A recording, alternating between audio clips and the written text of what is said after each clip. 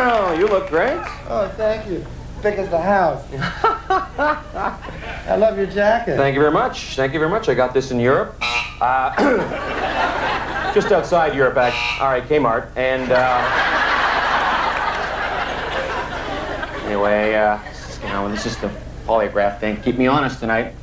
This is only tonight, yes. So this was a great time we had in Hairspray. I think this is going to be a real. Well, I don't want to say. Good movie. Yeah. Yeah. But tell us about the people tonight. You're not dressed up. You're not in drag. Do people recognize you when you're not in drag? Well, more and more from doing shows like this and things, and people see me as my version of a man. So. So when they see me out of my version as a woman, they know who it is. Yeah. Huh. Now. It's difficult for me. How do you think? Do you play two roles in Hairspray, which we should talk about? Yeah, I play a housewife and what do you call them? A backstage mother, a show business mother. Showbiz mom, yeah. Showbiz mom, and I also play a man who's the owner of a television station and a pervert, I think. Do we have some pictures of this from the movie? Don't we? Do we have some photos? I want to see. Let's watch these photos, and these are a couple of photos from the movie. There we are. There, and want to explain that, or? Well, that's co-star Debbie Harry. Yeah. And that's her daughter. That's the Finn family. And that's me with my daughter Tracy, with the gardens on our breast. You see. There's a little foliage there, and. That's another pretty costume. Not one of my more glamorous roles. Yes. But that's the adoring mother.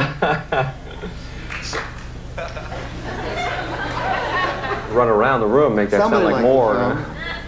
So tell us about now. John Waters is the director of Hairspray, which will be out. I think January. January, is it going to be January? Yeah. And the early films is really this one. Hairspray was a big movie for John, really, in comparison. Yeah, the biggest budget one we've done. We started out making films that cost $200, $500. And a movie cost $200. Well, we had friends that worked in film shops and things that helped us out, and also in the developing labs and things. So, and we all worked for nothing. We were all good friends and went to high school together. We'd all get together on Sunday afternoons, like the Mickey Rooney movies. Let's go down to the barn and do a show.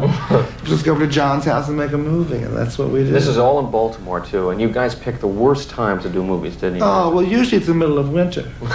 This was also the worst time. It was the middle of summer. It was 105 degrees some days. Yeah, exactly. Yeah. So it was still pretty bad, but the winter shoots were worse, I think, because John loves the people that look a bit out of the ordinary, like heavy people or extremely ugly people, or extremely handsome people.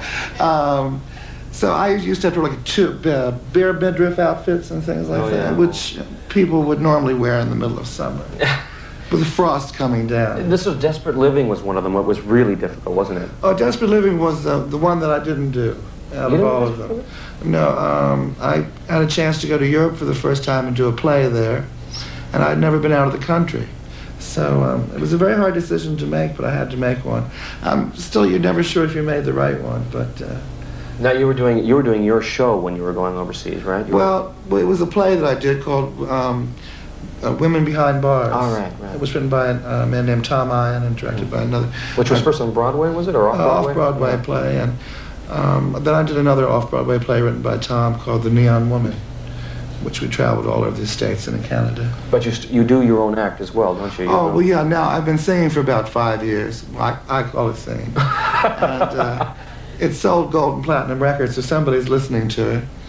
And I've been very successful with the records in Europe for the past 5 years. Now, so I've been touring all over. What you have a little bit of, you were telling me this one day on the set, you have a little bit of a difficulty with deciding what you're actually going to make breasts out of, right?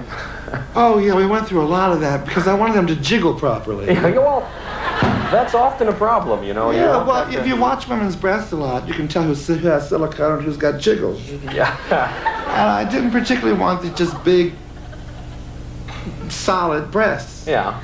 Because I've worked with actresses that have those. When they lay down, they just stick up in the air. You know? And they sound like that. Yeah, yeah. So I looked for the white jiggle material, and we filled these big pads with lentils. Right. And of course, to get them big enough to be in proportion to my size, I was like a 65 double D. And there wasn't all in my back. Yeah. So I'm on this plane going to a personal appearance in this little black sheath dress, you know. And all of a sudden I had horrible chest pains. I thought, oh no, I'm in coach and I'm going to die. I can't believe it. In this cheap black dress. And so I bent over and the pains went away after a while. I thought, oh, all right. And I sat back and in a little while they'd come back. And I bent over. So finally, after about an hour of this, I just held these, my tits up and realized that's what it was. So after that trip, I gave up the lentils. I went through old rags, anything, newspapers, balloons, tried everything. Finally ended up with carved foam rubber. Smart choice. Light, easy to travel with. I pack them on top always. When you go through customs, what's in here? Scares them right.